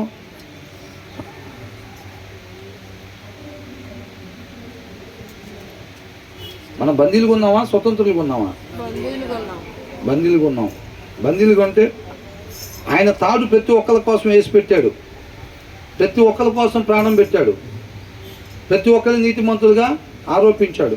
ఎవరైతే ఇష్టపడి ప్రభా ఇంక నాలో ఉన్న వైరస్ని తీసేసి నన్ను మంచిగా తయారు చేయ అని చెప్పి వాళ్ళ జీవితం మీద అధికారం ఆయనకి ఇస్తాడో, వాక్యం ద్వారా రీసెట్ ఉదక స్నానం చేయించి ఆయన గుణలక్షణాలు దాంట్లోకి కొత్త సాఫ్ట్వేర్ కింద పెడతాడు అనమాట. అప్పుడు ఆ ఫోన్ ఏం చేసిద్దంటే, ఆ సాఫ్ట్వేర్ అప్లోడ్ చేసిన ఫోన్ ఏం చేసిద్దంటే ఆయన చిత్తానుసారంగా మనం సృష్టికర్త ఇష్టానుసారంగా ఉంటాం అన్నమాట. మన ఇష్టానుసారంగా ఆ వైరస్ పట్టిన దానిలాగా మళ్ళీ ఉండకుండా ఆయన చిత్తానుసారంగా ఉంటాం. మళ్ళీ ఆ వైరస్కి సంబంధించిన లక్షణాలు మనలో కనపడుతున్నాయి అని అంటే ఆ ఉదక స్నానం కింద మనం సరిగ్గా ఉండట్లేదు, ఇంకా స్నానం అవసరం అయి ఉంది, వాక్యాన్ని చదవాల్సింది ఉంది అని అర్థం. ఆ తర్వాత ఏమంటున్నాడు? I will walk about in freedom. నేను స్వతంత్రుడిగా నడుచుకుంటాను. For I have sought out your perception అంటున్నాడు. ఆయన ఏం చేస్తాడంట? వాక్యాన్ని వెతుకుతాడంట. వాక్యాన్ని వెతకటం అంటే ఏంటి? ఆయనగా తెలుసుకున్నట, ఆయనగా తెలుసుకోవటం, వాక్యాన్ని చదవటం ద్వారా. పాత నిబంధన చదువుతుంటే, పాత నిబంధన కాదండి, వాక్యాన్ని చదువుతుంటే దేవుడు ఏంటి అనేది మనకి తెలిసిద్ది. ఆ భయం మనలో పుట్టిద్ది. నీవిచ్చిన వాక్యం మనుషుల్లో భయమును కలగజేసిద్దని ఉంది. ఏం చేసిద్దంట? దేవుని వాక్యం అంట మనుషుల్లో భయాన్ని కలగజేసిద్దంట. ఆయన అబద్ధాలు ఆడొద్దు అంటే మనం ఎందుకు ఆడేస్తాం? ఏం తక్కువైంది? భయం తక్కువైంది. భయం తక్కువైంది. ఆ భయాన్ని మనలో కలిగించేది ఏంటి? వాక్యము. నీలో నాలో ఆయన వద్దు అన్న పని చేస్తున్నాము అని అంటే భయం తక్కువైంది. ఆ భయం కావాలి మనకి, ఆ భయం రావాలి అని అంటే వాక్యాన్ని చదవాలి. దేవుని వాక్యం అంతా మనుషుల్లో భయాన్ని కలుగు చేసిద్దంట. ఆ భయం మనకు మంచిది. ఆ భయం లేకపోతే మన పని అయిపోయినట్టే. అర్థమవుతుందండి? వాక్యం యొక్క ప్రాధాన్యత అన్నమాట మన జీవితంలో. అది జస్ట్ ఒక 2 మాటలుగా చెప్పి వదిలిపెడతారు. ఇంటికి వెళ్ళిన తర్వాత ఏం చేయాలి? ఇక ఇప్పుడు వెళ్ళిపోయి మళ్ళీ శుక్రవారం వచ్చారంటే మాత్రం ఇక మనంత ఇది ఇంకెవరు ఉండరు.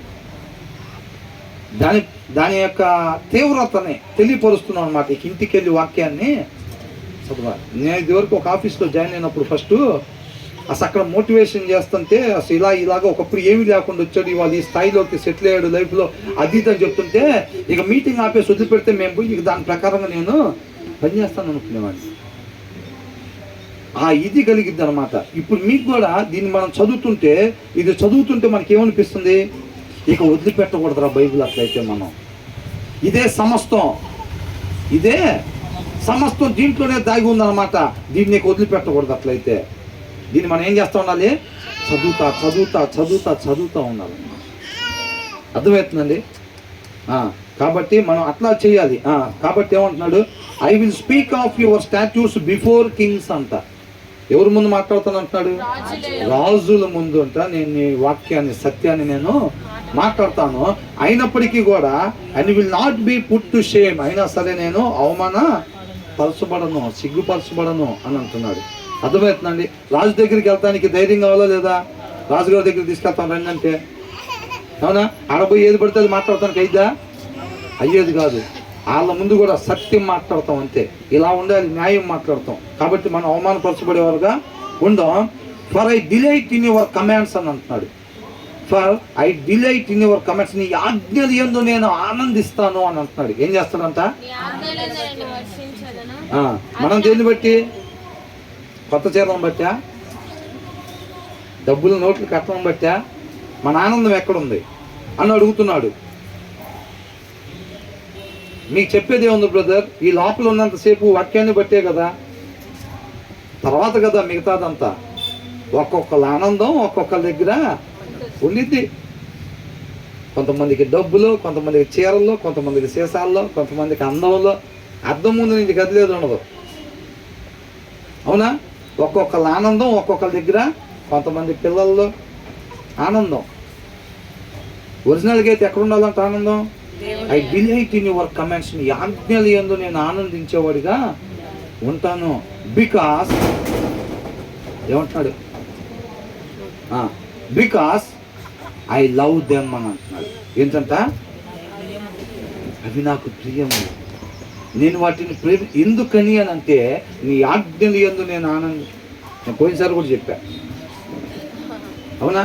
నీ ఆజ్ఞల యందు నేను ఆనందించేవాడిగా ఉంటాను, సంతోషించేవాడిగా ఉంటాను. ఎందుకనంటే బికాస్ ఐ లవ్ దెమ్. ఏంటంట? నేను వాటిని ప్రేమిస్తున్నాను. ప్రేమించటం అంటే కావాలనుకోవటం, అవునా? అంతే. నేను వాటిని ప్రేమిస్తున్నాను అంటున్నాడు. వాక్యం. ఇప్పుడు వాక్యం అనగానే కొంతమంది మొహాలు ఎట్టయిపోతాయి. ఎంత ప్రేమిస్తున్నారో వాళ్ళు. మన క్రైస్తవుల సిస్టమ్ అంతా బాగానే ఉంటుంది, కానీ వెళ్తాం, స్టార్టింగ్ ప్రార్థన చేసుకోవటం, పాటలు పాడుకోవటం, స్నాక్స్ తినడం, ఇదంతా వచ్చేలే. కానీ మధ్యలో వాక్యం వడికి తీసేస్తే బాగుండేది మన సిస్టంలో. ఏంటంట? ఆ తాడు వరకు తీసేస్తే బాగుండేది. అన్ని ఆ తాడు తీసేస్తే ఏడుండొచ్చు? అచ్చంగా బైబిల్లోనే ఉండొచ్చు. ఇక అది వాళ్ళు కోరుకునేది. ఏంటంట? ఆ తాడు తీసేస్తే తాడు వరకు తీసేయచ్చు. కొంతమంది లేజీ ఫెలోస్ ఉంటారు. ఏంటంట? ఆల్రెడీ బావిలో ఉండి తాడేస్తే కూడా అబ్బా ఈ తాడు కొట్టుకొని పైకి ఎక్కాలి. ఇప్పుడు ఏంటంట? ఇప్పుడు ఈ తాడు పట్టుకొని పైకి ఎక్కాలా అనుకుంటారంట. వాళ్ళని ఏమనొచ్చు? చేసిన పనికి పొయ్యి బావిలో పడి దాంట్లోంచి బయటికి తీసుకురావడానికి మనం ప్రేమించి తాడెత్తే, వాక్యం అనే తాడినెత్తే, నేనే మార్గం అని ఆయన అంటుంటే మన కోసం ప్రాణం పెడితే అబ్బా. ఇప్పుడు దీని ప్రకారం ఉండాలా మేము? తప్పదా అని అంటే నీకేం చెప్తాం? 45 నిమిషాల వాక్యం, గంట సేపు ఉంటుందా వాక్యం? 10 నిమిషాలు చెప్పేది ఎక్కడ మన కాలనీలో? ఏంటంట 10 నిమిషాలు చెప్పేది ఎక్కడ ఉంటుంది దాని మీద ఎంక్వైరీ, సిబిఐ ఎంక్వైరీ చేసి కనుక్కొని ఆ 10 నిమిషాల దగ్గర ప్రార్థనకి మళ్ళీ ఆడ కూడా టిఫిన్ పెట్టాలి. మీ ఉద్దేశాలు కాదు, నేను మామూలుగా అనుకుంటున్నా. మిమ్మల్ని ఎవరు దాంట్లో, మీరంతా మంచోళ్ళని నాకు తెలుసు. ఈయన ఏమంటున్నాడు, నీ ఆజ్ఞలను నేను ఆనందించేవాడుకుంటాను, ఎందుకంటే నేను వాటిని ప్రేమిస్తున్నాను, ఇష్టపడుతున్నాను. అంటే ఇది ఎడారిలో నీటి కొరకు ఎలాగైతే దప్పికొన్నవారు ఆశపడుతూ ఉంటారో ఆయన మాట కొరకు అలాగ ఆశపడుతూ ఉండాలన్నమాట. అర్థమవుతుందండి? నిజంగా అంటే జనాల ముందు ఒప్పుకోవటం కాదండి. ఎంతమందికి ఇష్టం వాక్యాన్ని అనుసరించటం? ఏంది ఒక్కళ్ళే ఎత్తారు? ఒక్కళ్ళే ఎత్తారండి, ఒక్కళ్ళే ఎత్తారండి. ఎవరు ఎత్తలేదా ఏంది పంపదీసి? వచ్చిందా డౌట్? ఎవరు ఎత్తలేదా ఏంది? ఒక్కసారి అటు ఇటు చూసుకుని ఎవరు ఎత్తలేదా ఏంది? ఈయన ఒక్కళ్ళే ఎత్తారని అంటే ఎవరు ఎత్తలేదా ఏంది? నేను ఒక్కనే ఎత్త డౌట్ వచ్చిందా? జనాల్లో ఉన్నప్పుడు ఎంతమందికి వాక్యం ఇష్టం?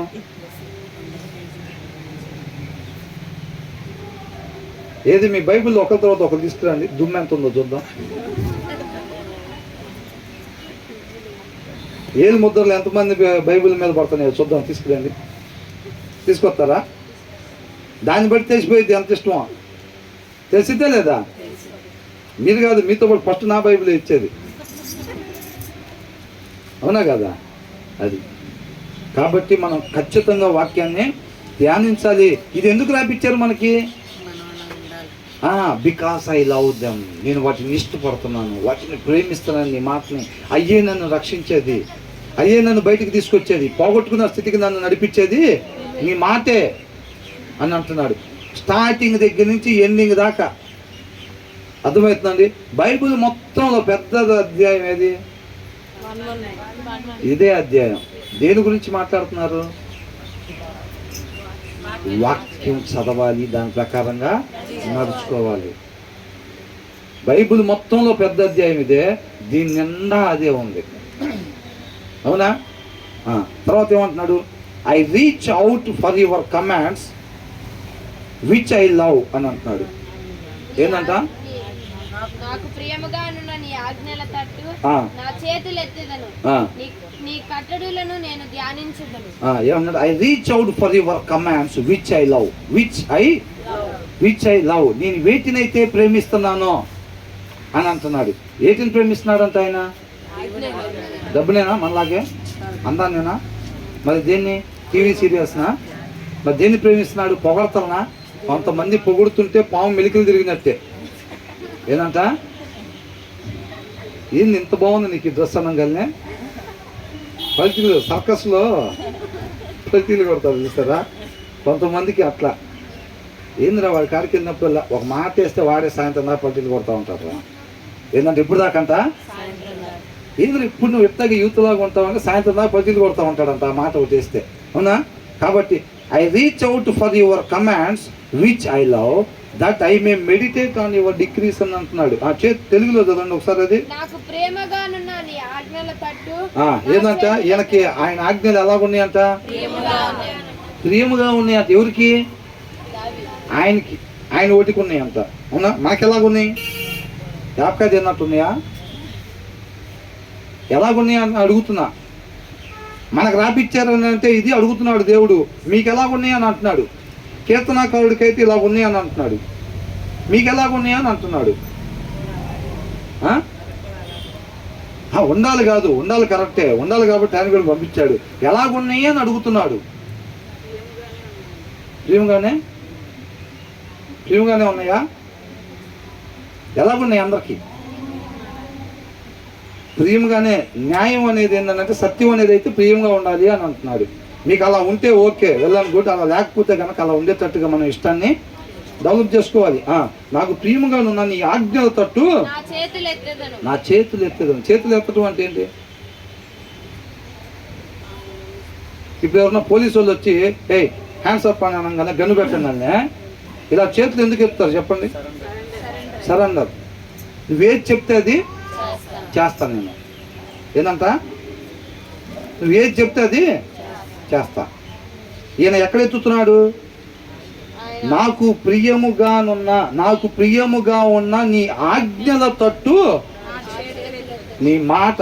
ఆయన ఆజ్ఞ అంటే ఏంటండి? దేవుని వాక్యం. ఆయన దేవుని వాక్యం ఎదుటంతా ఆయన చేతులు ఎత్తుతున్నాడంట. ఎందుకని? నువ్వు ఏది చెప్తే అది చేస్తాను నేను. అది అర్థమవుతుందండి? దేని ముందు ఎత్తుతున్నాడు చేతులు? దేని ముందు సరెండర్ అవుతున్నాడు? ఆయన మాట, దేవుని వాక్యం దగ్గర ఆయన అప్పగించుకుంటున్నాడు, సరెండర్ అవుతున్నాడు. నువ్వు ఏది చెబితే అది చేస్తా. మనం ఎక్కడైతున్నాం? కొంతమంది భార్యల కాడ ఎత్తుతారు చేతులు. ఎక్కడ? కొంతమంది భార్యల కాడ ఎత్తుతారు. నువ్వు ఏది చెబితే. కొంతమంది ఎక్కడ? కొంతమంది భర్తల దగ్గర ఎత్తుతారు. అవునా? కొంతమంది డబ్బు, కొంతమంది ఇంకెవరు ఇష్టాలు వాళ్ళు అక్కడ ఎత్తుతారు చేతులు. ఇప్పుడు భార్య కాడ చేతులు ఎత్తే ఏమైంది? ఇప్పుడు స్త్రీకి శిరస్సు ఎవరు అంట? కష్టంగా ఉన్న వాక్యంలో ఉన్నది చెప్పాలి. మరి మనం ఏం చెప్తాం? స్త్రీకి శిరస్సు ఎవరు? భర్తకి శిరస్సు. ఓహో, మీరు అట్లా రాసుకున్నారా?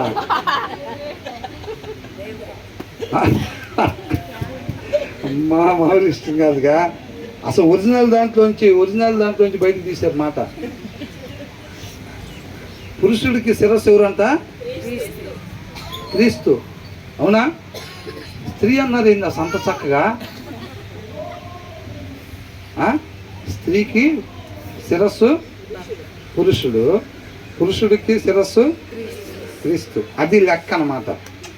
అలా కాకుండా నువ్వు భార్య కాడ చేతులు ఎత్తి నువ్వేది చెప్తే అది చేస్తా అంటే ఏమైంది? ఆదాం పండు ఎందుకు తిన్నావు? నువ్వు వద్దని చెప్పావు కదా. అంటే నువ్వు నాకు ఇచ్చావు కదా. అవునా? తిన్నానని అన్నాడు. ఇప్పుడు గాలిపటం తెలుసు కదా మీకు. ఏమన్నా నేను వాక్యంలో ఉన్నది చెప్తున్నా. నేనేమి వేరు కాదు. హస్బెండ్కి 50% పురుషుడు, 50% అయితే స్త్రీ, 50% దేవుడి దృష్టిలో. ఏ ఒక్కళ్ళు కూడా ఎక్కువేమీ కాదు. కాకపోతే వాక్యంలో ఉన్న నియమం చెప్తున్నా. అర్థమవుతుందండి? స్త్రీకి ఏనాడు స్త్రీకి శిరస్సు భర్త, భార్యకి. అవునా? తర్వాత పురుషుడికి క్రీస్తు. గాలిపటం తెలుసు కదా. గాలిపటంకి సూత్రం కడుతూ ఉంటారు తెలుసా? గాలిపటానికి సూత్రం అంటే ఏదో 2 బెజ్జాలు పెట్టి మళ్ళీ కింద 2 బెజ్జాలు పెట్టి తాడు కడతారు కదా. దాని సూత్రం అంటారు. అయితే గాలిపటం కట్టి ఎగరేస్తారు.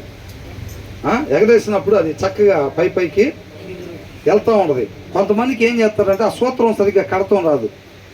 ఆ సూత్రం కింద కాకుండా పైన అట్లా వేసి కడతారు. ఇంత తలకిందులుగా కడతారు సూత్రం.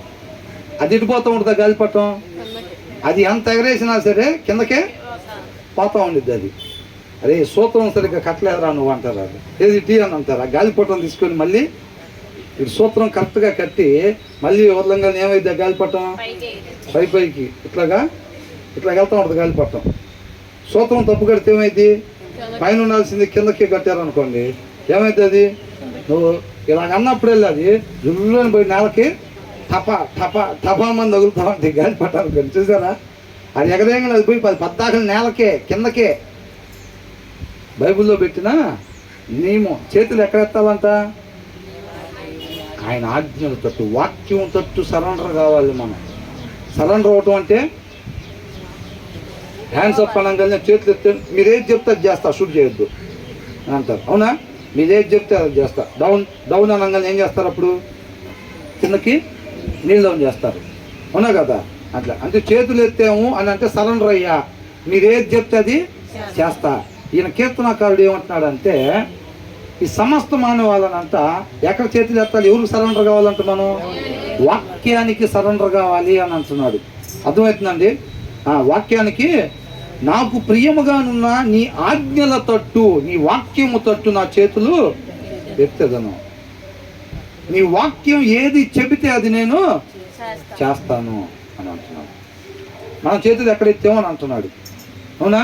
కరెక్ట్గా అయితే మాత్రం వాక్యాన్ని దగ్గర మన చేతులు ఎత్తే వారంగా ఉండాలి. ఆ తర్వాత నీ కట్టడలను నేను ధ్యానించదు, నీ కట్టడలను నేను ధ్యానించదును అని అంటున్నాడు. ఇంతవరకు చాలండి, ఇంతవరకు ముగిద్దాం. అవునా? కాబట్టి మనం ఎక్కడుండాలి?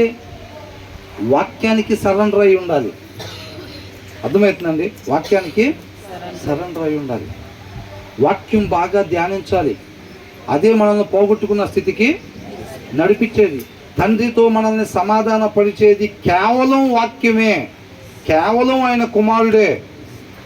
వేరొకళ్ళు తండ్రితో మన సమాధాన పరచలేరు. వేరొకళ్ళు పరచగలిగితే కుమారుడు రావాల్సిన పని లేదు. అర్థమవుతుందండి? కాబట్టి తాడుని ఉపయోగించుకోండి. బావిలో ఉండి తాడు పైనుంచి కిందకేస్తే రక్షించడం కోసం ఆ తాడు అక్కడే పెట్టి మనం బావిలోనే ఉంటున్నాం అనేది ఏంటి అర్థం? అవునా? కాబట్టి తాడును ఉపయోగించుకోండి. ఏంటంటే ఆ తాడు వాక్యం. మనం చేసిన పాపంలో నుంచి బయటపడాలి, విమోచింపబడాలి, తండ్రితో పాటు యుగ యుగాలు మనం జీవించాలంటే ఇది మాత్రమే మార్గము. అర్థమవుతుందండి? కాబట్టి దీన్ని విడిచిపెట్టద్దు. దీన్ని ఎంత తినగలిగితే మనం అంత తినాలి. అప్పుడు ఆయన చిత్తాన్ని బలంగా నెరవేర్చగలిగే వారుగా ఉంటాం. దేవునికి మహిమ కలుగును గాక.